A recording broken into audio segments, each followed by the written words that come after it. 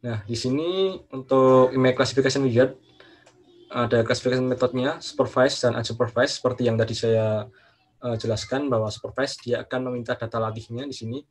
Classification schema ini adalah skema yang kita buat tadi, ada 6 kelas. Jadi kita buka, kita masukkan ke sini.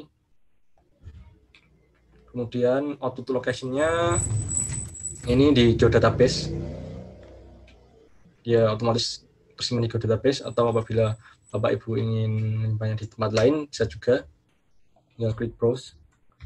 Kemudian untuk segmented image itu sebenarnya dia referensi data yang sudah tersegmentasi sebelumnya. Oh iya, maaf tadi agak lupa. Di sini ada classification type-nya, ada object based dan pixel based. Di sini masih tadi default object based. Dan di sini juga ada training sample. Training sample ini adalah data yang sebelah kiri ini, sebelah bawah ini, yang sudah kita buat tadi. Training sample yang sudah kita simpan, kemudian kita buka lagi.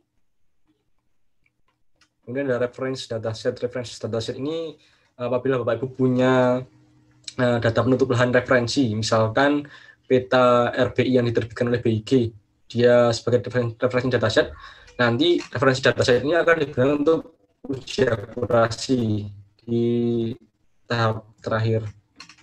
Ini kita coba dulu, kita ganti untuk pixel base. Nah, untuk pixel base ini dia hanya berubah di segmented image. Jadi pixel base ini dia tidak minta untuk contoh citra yang tersegmentasi. Kita coba ganti ke unsupervised. Nah, kalau untuk unsupervised, seperti yang saya sudah jelaskan tadi, dia hanya membutuhkan skema saja. Jadi dia tidak membutuhkan training dataset atau data latihnya. Jadi dia hanya membutuhkan reference dataset untuk melakukan uji akurasi. Tapi di sini kita tidak akan melakukan uji akurasi, kita sekedar untuk mengeksekusi machine learning ini untuk mengklasifikasikan pixel atau citra yang sudah kita dapatkan. Mungkin di sini saya akan contohkan pertama untuk supervise, kemudian pixel base. Untuk data latihnya sudah saya input skema juga. Kita klik next. Nah, di sini dia otomatis langsung muncul di training sample manager-nya. Dia sama seperti yang kita buat tadi. Jadi dia fungsinya di sini. Apabila Bapak Ibu tadi belum memiliki dataset, training dataset, maka di sini akan kosong. Saya contohkan.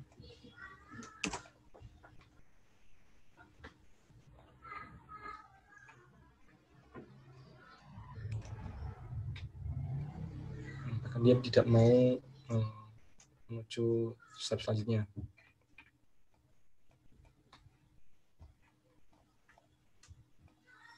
Jadi pentingnya untuk membuat data latih di awal tadi agar kita lebih mudah memproses datanya saat kita menjalankan ke step berikutnya.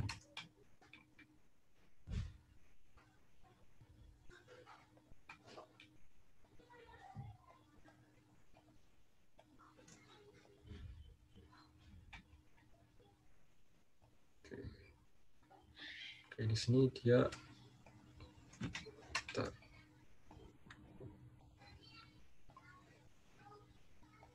oh iya, apabila Bapak Ibu ingin melakukan menutup tabs Classification Wizard, maka dia akan ada notifikasi untuk menyimpan skema yang sudah kita buat atau tidak. Di sini saya tidak ingin menyimpannya karena tadi sudah kembali ke default, jadi saya akan membuat lagi.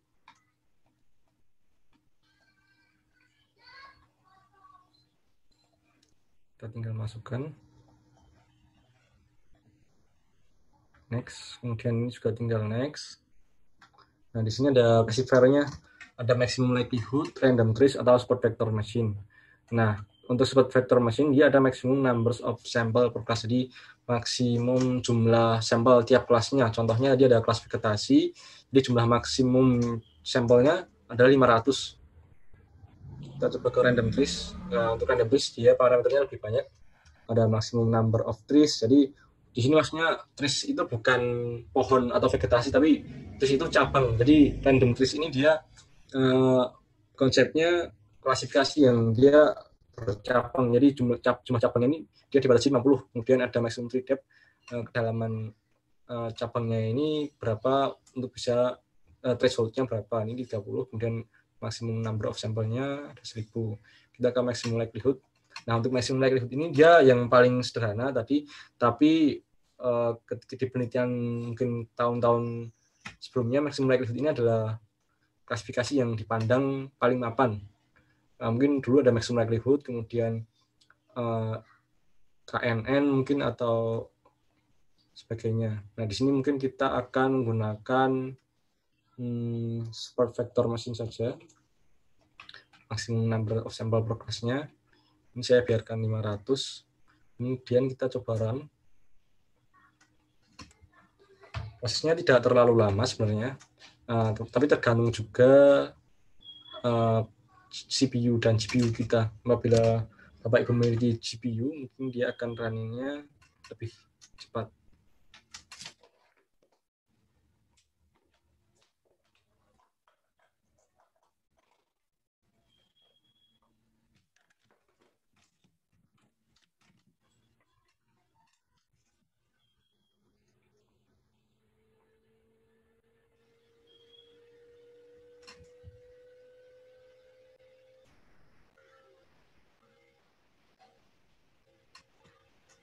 Oke, mungkin sambil menunggu, di sini juga sebenarnya saya juga sudah melakukan klasifikasi menggunakan beberapa metode dari pixel based sampai object based.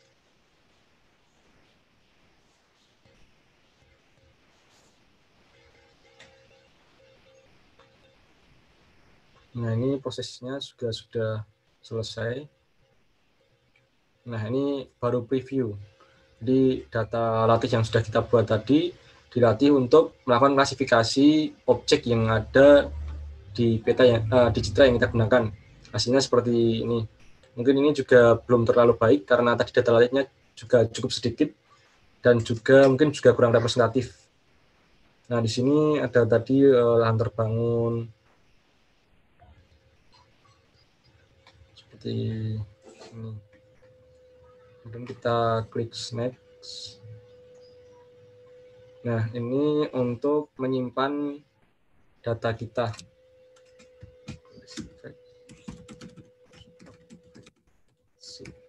Kita simpan dengan nama seperti ini. Kemudian use classifier form. Ini hanya opsional. Ini tidak usah diisi, tidak apa-apa. Ini untuk output classifier definition file. Jadi dia menyimpan metadatanya. Sebenarnya ini opsional, tapi kalau mau disimpan, sebenarnya juga tidak apa-apa. Jadi ini untuk metadatanya. Nah, kita mungkin cukup untuk menyimpan filenya saja.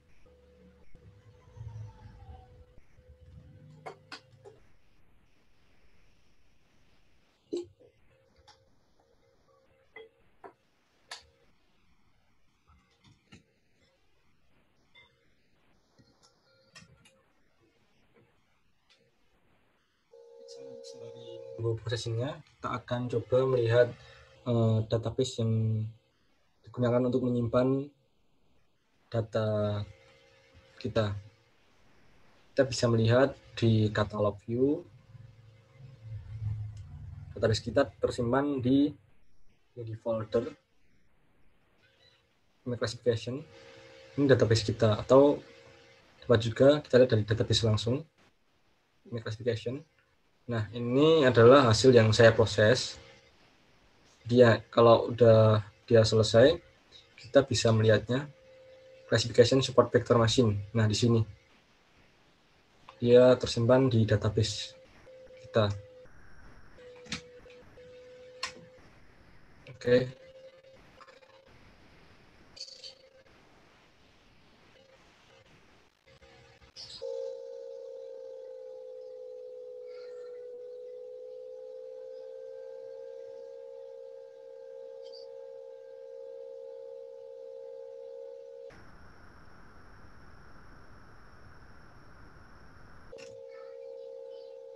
Setelah proses ini selesai, seharusnya tadi langsung bisa diklik next, tapi karena mungkin ada sedikit problem dan dia harus running lagi, jadi kita harus running datanya lagi.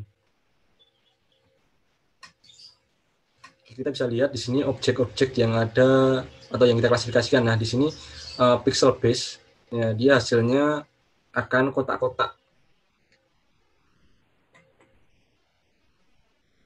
Nah, di sini bentuknya kotak per pixel. Jadi ada katakanlah jika ini satu kelas, maka di tengahnya ini ada kelas yang lain. Ini karena dia berdasarkan nilai pixel. Nah, di sini sudah selesai tadi. Kita tinggal klik next.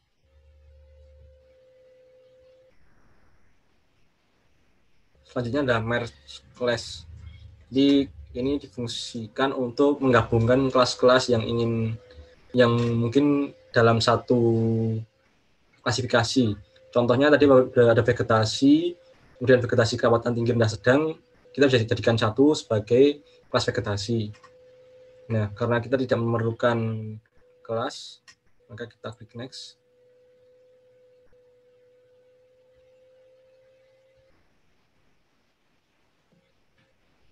Di sini ada reclassifier. Nah, fungsinya adalah untuk reklasifikasi data yang sekiranya data tersebut seperti data noise di suatu bentuk belahan. Nah, contohnya di sini mungkin.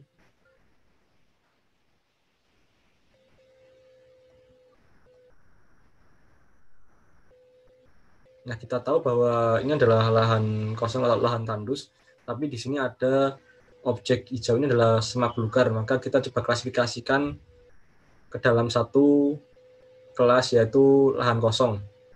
Nah, kita bisa menggunakan reclassify an object. Nah, kita pilih untuk reclassify with a region. Nah, di sini current kelasnya tadi adalah semak belukar. Kemudian new class-nya kita pilih lahan kosong atau lahan tandus. Nah, kita gambar di sini.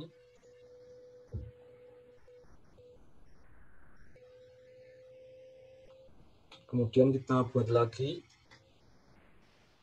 di daerah yang lain. Mungkin, nah di sini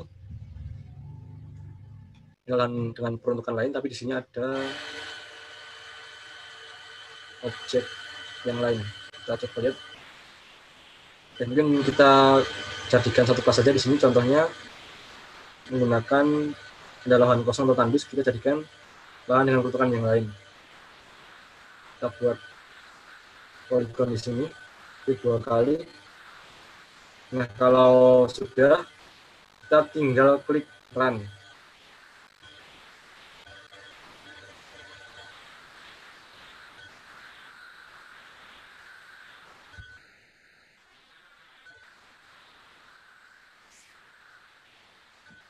Nah, hasilnya datanya akan masuk ke dalam satu kelas. Yang tadi ada data seperti lahan kosong atau tandus berupa speckle noise atau salt and pepper, titik-titik seperti ini, dia sekarang menghilang. Tidak menghilang juga sih, tapi dia masuk ke dalam kelas baru yang kita tadi masukkan sebagai lahan dengan peruntukan yang lain. Nah, ini Bapak Ibu bisa gunakan apabila Bapak Ibu merasa data-data hasil klasifikasi ini kurang maksimal dan ada data yang harusnya masuk ke kelas lahan kosong atau tandus malah masuk ke semak belukar. Nah, itu bisa digunakan untuk melakukan reclassify data-data tersebut. Kalau sudah, kita klik finish. Nah, ini adalah contoh menggunakan Sport Vector Machine untuk pixel base. Nah, sekarang kita akan coba menggunakan object base. Kita kembali lagi ke citra kita tadi, digital globe. Kita uncheck terlebih dahulu yang lain. Nah, kita kembali ke data kita tadi. Kemudian kita klik imagery, langsung ke classification wizard. Nah, di sini kita akan menggunakan mungkin object base. Atau kita ke unsupervised terlebih dahulu. Unsupervised untuk pixel base. Kita coba bandingkan hasilnya seperti apa. Kelaskan untuk pelan lagi. Klik next. Kemudian, nah, untuk unsupervised sendiri, dia hanya menyediakan metode isocluster. Jadi untuk random trees, maximum likelihood, dan juga sport vector machine hanya tersedia untuk supervised classification. Untuk subcluster sendiri ini dia akan mendefinisikan karakteristik natural oleh objek yang ada di permukaan atau di citra. Nah, di sini kita memasukkan parameter-parameternya berupa ada maximum number of class, kelas maksimalnya berapa. Kalau di sini tadi kita buat 6 kelas, ya kita bisa tuliskan 6 atau bahkan kita maksimumnya 10 kelas. Kemudian maksimum number of iteration. Apa itu iteration?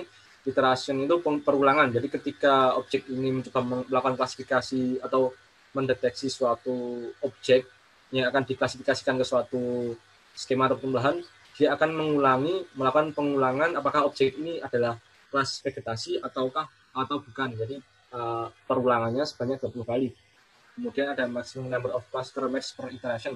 Jadi ada cluster yang di merge, jadi setiap kali iterasi ada pixel yang ternyata dia masuk ke kelas vegetasi, tetapi pixel itu merupakan berdekatan dengan kelas yang lain, maka dia bisa di merge atau digabungkan dengan cluster yang mendekati dengan nilai pixelnya.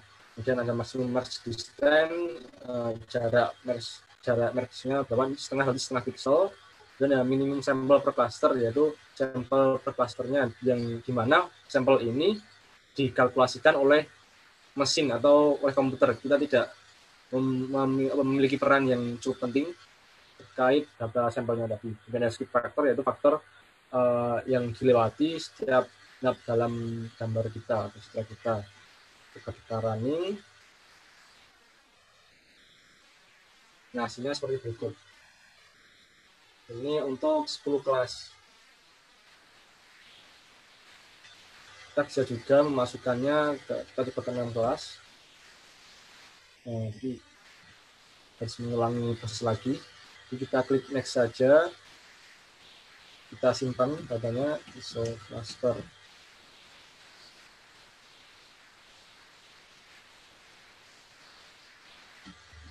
Nah, di sini kita bisa lihat membandingkan data supervised dan unsupervised.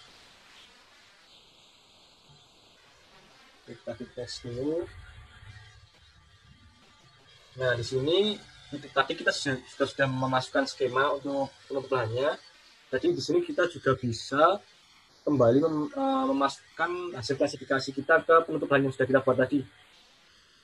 Nah, di sini ada old class-nya. Contohnya di sini objek untuk objek yang berwarna ungu.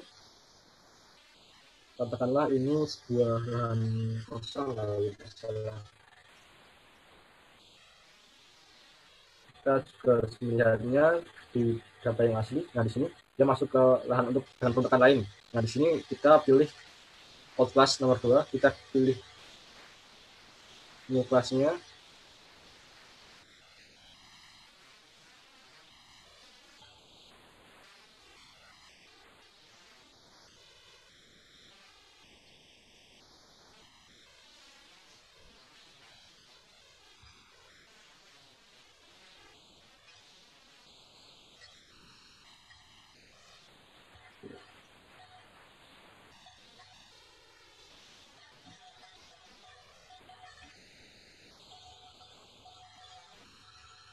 Nah, kita gunakan tools assign. Nah, ini adalah objek lahan dengan peruntukan lain. Kita klik assign. Nah, dia otomatis mengisi di new class-nya. Jadi nanti objek dengan nomor 2 ini akan menjadi kelas lahan dengan peruntukan lain. Kemudian kita lihat lahan kosong atau kondis. Kita cari objek yang lain. Bisa objek dengan nomor 9. Kita lihat mungkin dia adalah objek smart belukar. Di sini kita bisa klik dulu smart belukar, kemudian klik assign, kita arahkan ke objek dengan nomor 9 yang terselect. Ya. Kita klik, nah, dia akan masuk ke kelas ini dan seterusnya. Bapak Ibu bisa mencoba sendiri untuk memasukkan kelas-kelasnya di sini, karena defaultnya memang untuk unsupervised dia akan membuat kelas tersendiri, tidak berdasarkan skema yang kita buat tadi. Untuk skema yang kita buat tadi hanya menambahkan, atau ketika kita ingin memasukkan kelas-kelas yang hasil unsupervised ke dalam kelas kita, nah ini caranya seperti ini. Kita klik next.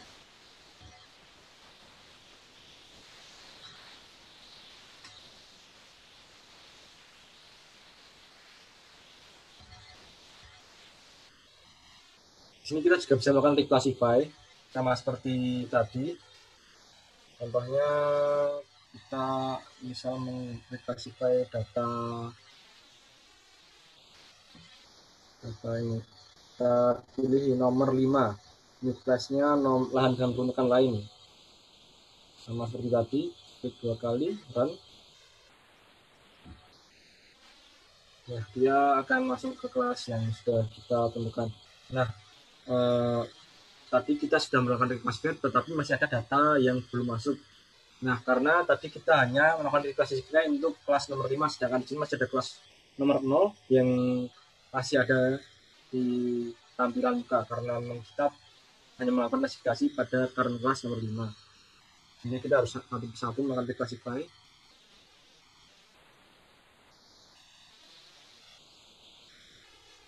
Nah, kita sudah selesai untuk memproses data dengan unsupervised classification. Nah, kita bisa bandingkan data unsupervised dengan data supervised classification kita. Nah, ini untuk data supervised.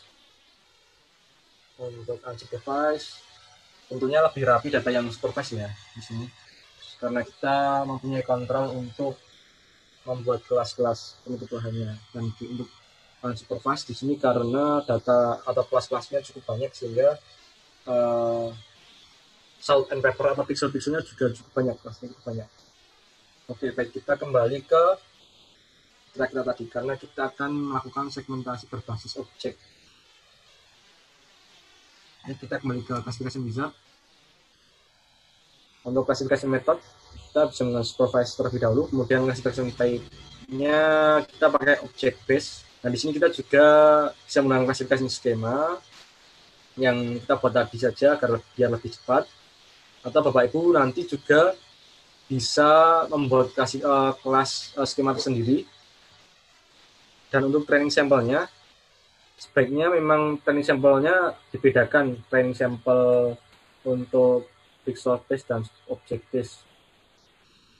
Karena object base ini sebenarnya ketika ada bentuk atau objek yang berbeda, dia bisa diklasifikasikan kelas yang berbeda, padahal dia ada sama-sama bangunan. Kita kosongkan reference datasetnya, segmented image-nya juga kita kosongkan karena kita tidak mempunyai, kita asumsikan bahwa kita tidak memiliki data citra segmentasi yang sudah benar. Padahal kita sudah melakukan segmentasi yang cukup banyak, tapi kita kosongkan saja. Kita klik next. Nah, di sini kita juga bisa mengatur kedetailan data yang akan kita gunakan.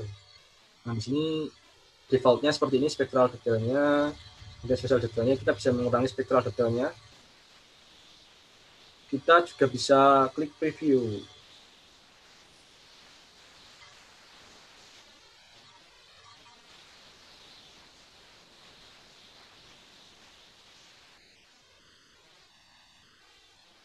Nah, ini adalah contoh objek yang tersegmentasi ketika kita mengatur threshold atau parameternya sedemikian rupa. Kita reset ke awal, nah dia otomatis akan berganti. Kita naikkan spectral detailnya ke angka 20 maksimal. Nah, dia juga akan berubah lagi. Nah, seperti ini mungkin. Nah, ini tergantung Bapak Ibu akan melakukan segmentasi seberapa detail. Kita bisa menambahkan spasial detailnya, kemudian mengurangi spektral detailnya.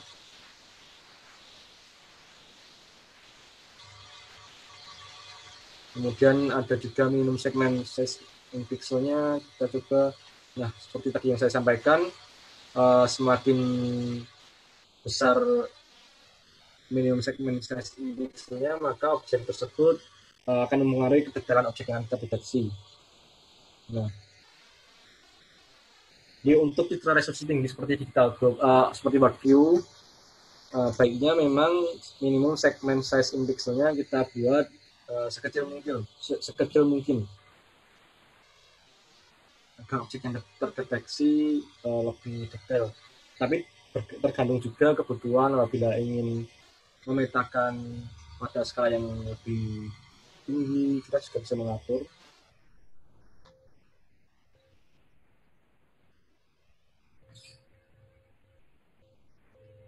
Oke, tadi kita baiknya menggunakan default seperti ini, kemudian kita naikkan spectral detailnya saja. Kemudian kita klik next. Oke, sorry. Sebelumnya kita juga bisa klik show segment boundaries only ini bertujuan untuk memperlihatkan hanya batasnya saja. Nah, ini contohnya objek yang tersegmentasi seperti berikut. Jadi dia hanya menampilkan segmennya. Nah, jadi di sini mungkin keterbatasannya untuk objek base ini dalam satu poligon atau satu objek ini satu objek bangunan terdapat berapa poligon. Nah, ini fungsinya untuk minimum segment size in pixelnya kita naikkan.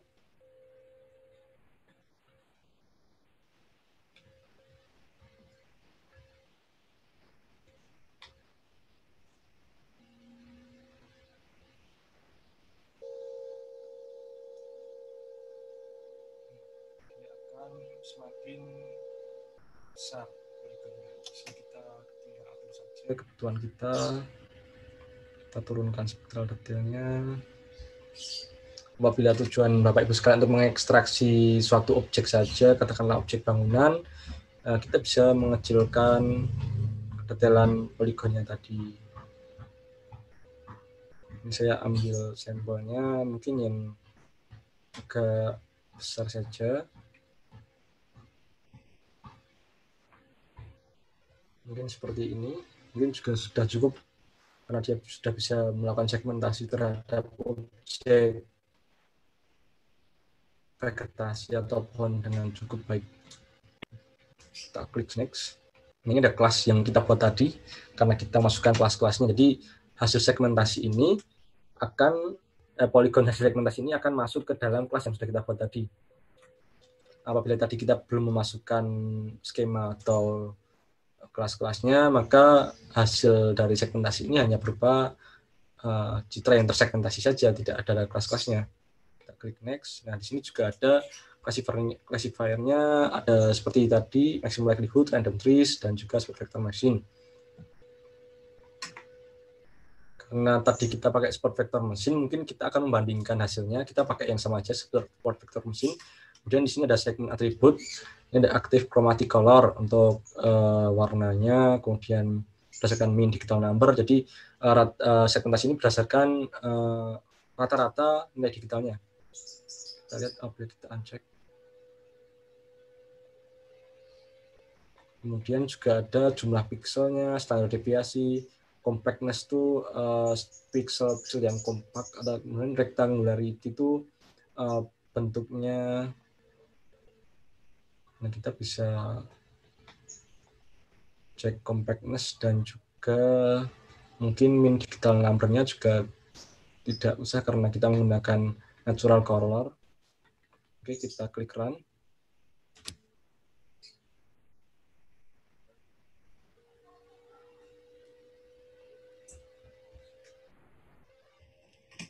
Nah, untuk segmen atribut ini sebenarnya kalau saya katakan lebih ke trial and error. Jadi ketika Bapak Ibu menghendaki hasil yang sedemikian rupa, Bapak Ibu juga harus mencoba mana kira-kira yang menghasilkan data yang seperti Bapak Ibu harapkan. Jadi kita bisa mencek yang mana, kemudian cek yang mana untuk conflict of pixel ataupun standar deviasinya.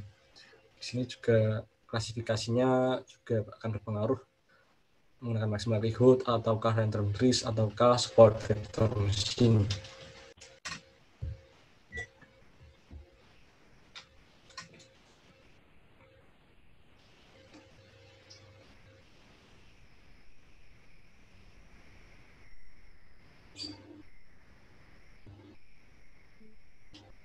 Bapak Ibu mungkin juga bisa melakukan atau mencoba dengan citra resolusi yang lebih rendah seperti Sentinel atau Landsat 8 yang free untuk aksesnya. Untuk World View ini di daerah Palu sendiri juga free untuk diakses. Bapak Ibu bisa mendownloadnya di Digital Globe, kemudian masuk ke Past Event, nanti bisa ada daerah Palu dan daerah-daerah terdampak lainnya di Indonesia.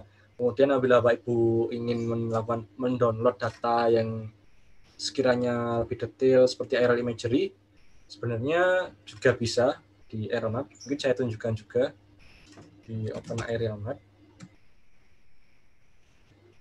Mungkin Bapak Ibu juga sudah familiar dengan Open Aerial Map. Di sini Bapak Ibu bisa mendownload data dengan resolusi yang cukup tinggi seperti foto udara, kemudian juga digital globe. Nah, ini digital globe. Oke, ke open data.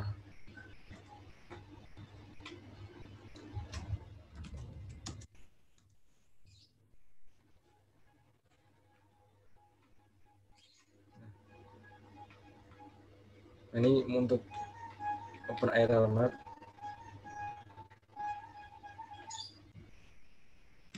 Kembali kita. Nah, di sini sudah selesai tadi segmentasi kita. Nah, ini ada train complex with warning. Jadi ada beberapa mungkin parameternya yang tidak sesuai tapi bisa dieksekusi.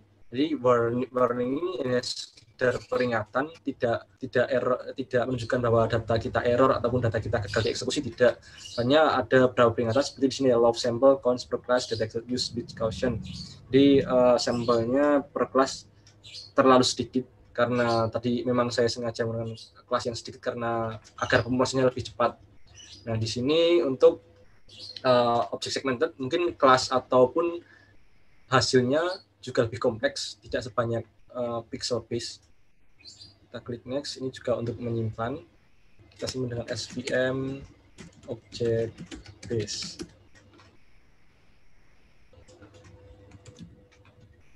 Kita klik run.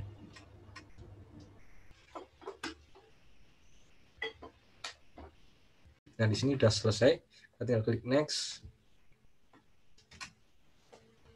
Nah, ini untuk merge sama seperti tadi, pixel classified. Oke, next lagi saja. Ini juga untuk reclassify. Nah, untuk reclassify ini mungkin juga tidak terlalu banyak yang perlu di-reclassify karena keunggulannya object base ini dalam satu poligon ataupun dalam satu kelas, kita akan jarang menemui salt and pepper atau pixel noise di dalam satu poligon. Nah, di sini hanya mungkin satu hanya kecil, satu titik. Tidak seperti hasil yang tadi, mungkin kita akan bandingkan. Ini kita klik run saja tanpa harus mengubah kelasnya.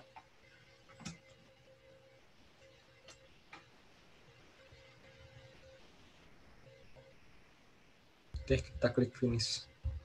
Nah, kita bisa bandingkan. Oke, baik, kita bandingkan dengan data supervised dan unsupervised dengan pixel base tadi. Nah, ini untuk object base. Sini seperti ini. Kemudian kita lihat untuk ini untuk unsupervised. Ini untuk unsupervised, kemudian ini untuk supervised. Nah, tentunya lebih bagus untuk object base ya, Bapak Ibu. Karena dia datanya mungkin lebih bersih, kelasnya juga lebih kompleks, jadi lebih bagus digunakan untuk pemetaan skala detail ataupun skala menengah. Oke, kita mungkin satu lagi untuk object base tapi kita menggunakan unsupervised. Oke, di sini pastikan metodenya pakai unsupervised, pakai object base, skemanya sama atau kita tidak sama masukkan skema. Oke, kita klik next saja.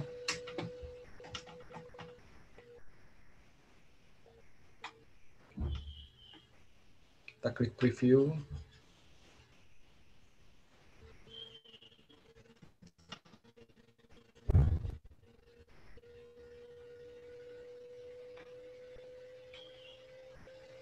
Nah, mungkin seperti ini. Kita naikkan lagi minimum segment size in pixelnya.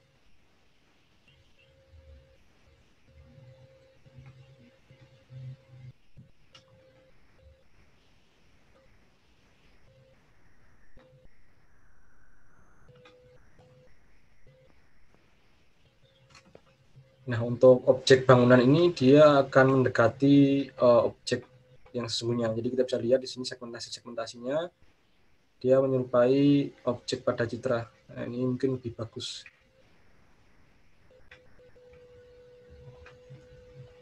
Oke, kita klik next saja untuk mempersingkat waktu.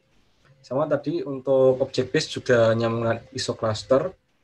Parameternya juga sama, banyak seperti tadi. Kemudian di sini ada ditambah dengan compactness, kemudian beberapa parameter yang seperti yang kita gunakan tadi. Kita gunakan parameter yang sama, kita klik run. Nah, ini sudah selesai juga untuk unsupervised-nya. Oke. Next, tinggal next. Kemudian ini juga tinggal nyimpan. Dan yang hasilnya pokoknya seperti ini karena kelasnya kita bandingkan saja. Satu.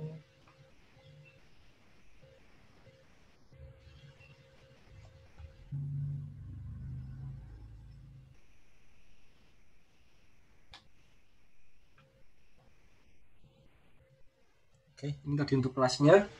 Seperti tadi kalau ingin masukkan kelas-kelasnya, tinggal kita masukkan saja. Tapi karena mungkin keterbatasan waktu, jadi mungkin cukup aja Mas Hafid, sampai sini saja. Sebagai kesimpulannya adalah kita bisa menggunakan ArcGIS Pro untuk mengolah data citra satelit, baik itu yang menggunakan beberapa band atau yang satu band atau yang natural band yang tadi 1, 2, 3. Nah, kita bisa mengolahnya bisa berdasarkan pixel atau berdasarkan objek.